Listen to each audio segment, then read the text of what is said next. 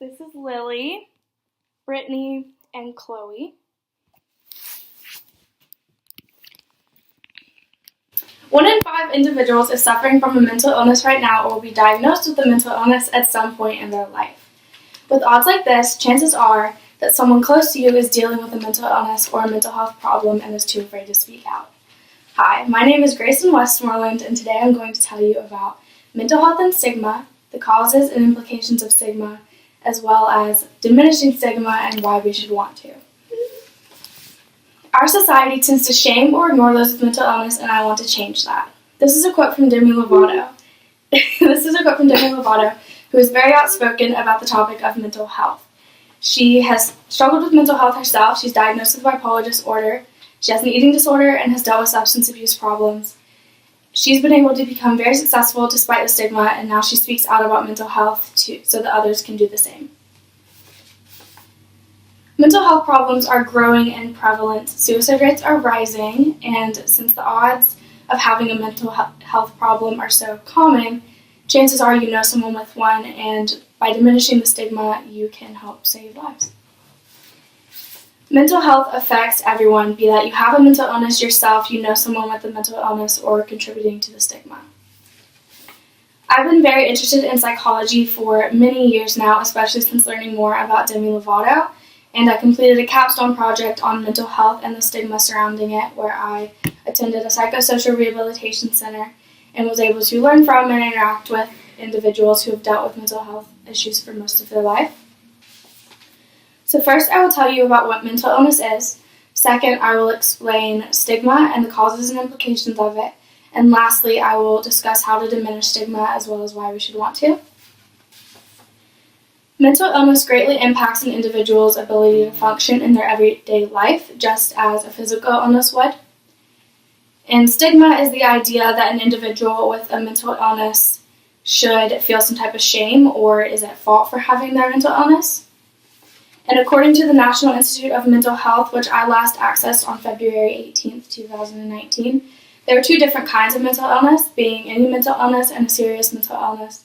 Any mental illness is defined as an emotional, mental, or behavioral disorder that varies in impact, and a serious mental illness is defined as a mental, emotional, or behavioral disorder that seriously impacts an individual's ability to function in their day-to-day life, at least 1 or 2 aspects of it.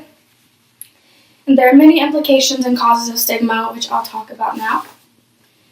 So there are many things that contribute to stigma, but at the core of it all is the lack of education and the way that mental health is portrayed on the news. Often it's associated with things like someone who's very violent, and then everyone associates any mental illness with violence, and that is not the case. And stigma greatly reduces any chance that an individual will receive help for their mental illness. Often people feel very shameful or don't think that it's okay to seek help when it is. And according to the National Alliance of Mental Illness, which was published on October 11, 2017, most individuals with a mental illness have at some point been blamed for their mental illness, and this causes them to carry a heavy burden and reduces any chances of them receiving help. And although stigma exists now, it doesn't always have to, so I'll explain how to get rid of it. So getting rid of stigma is very important because once the stigma is gone, people will feel like it's okay to seek help.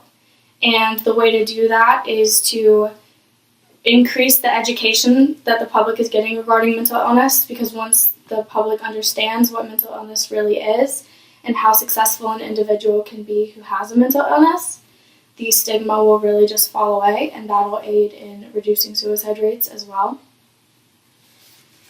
And according to Mental Health America, an article that was published on October 8th, 2015 regarding stigma campaigns are valuable because they create a space for much needed conversations regarding mental health, and they help people feel less alone and like they can speak out. They open up opportunities for people to receive more information and statistics.